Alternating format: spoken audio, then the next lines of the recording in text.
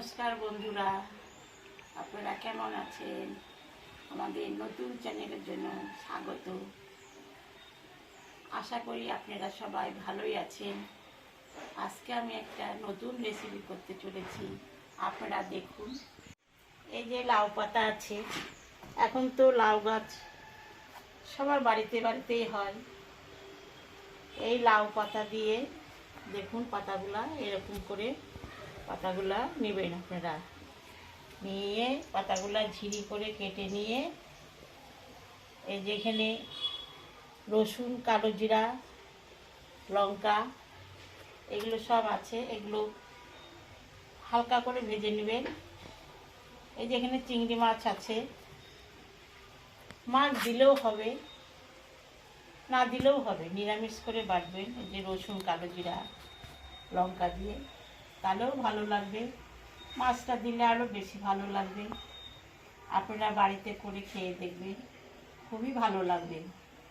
আমি আজকে এটা এখন ঝিরি করে কেটে ভালো হালকা করে ভেজে নেব। তারপরে আপনারা শুরু থেকে শেষ পর্যন্ত ভিডিওটা দেখবেন কেমন লাগছে।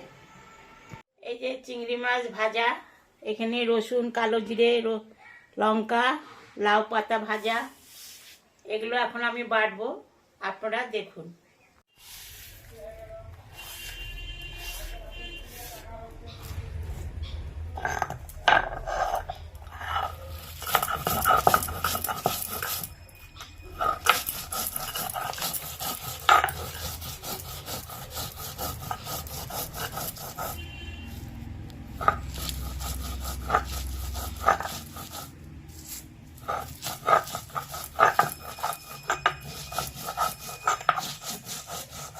হয়ে গেছে, এখন আমি তুলে নিচ্ছি বাটাটা।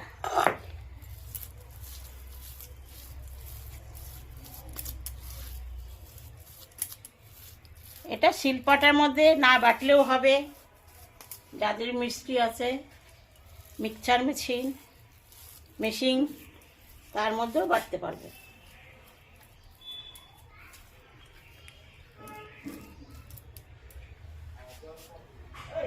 এই যে চিংড়ি মাছ দিয়ে লাউ পাতা দিয়ে আমি বাটলাম, রসুন, কালো জিরা, লঙ্কা এগুলো দিয়ে আপনারা বাড়িতে করে খাবেন, দেখবেন খুব ভালো লাগবে।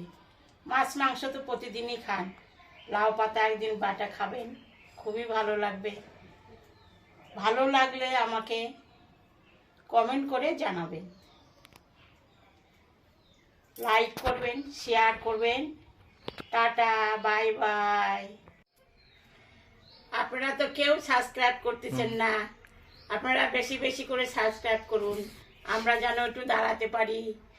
আমরা গরিব মানুষ, আপনারা যদি একটু সাবস্ক্রাইব বেশি করেন তাহলে আমরা একটু দাঁড়াতে পারবো। Tata, bye bye.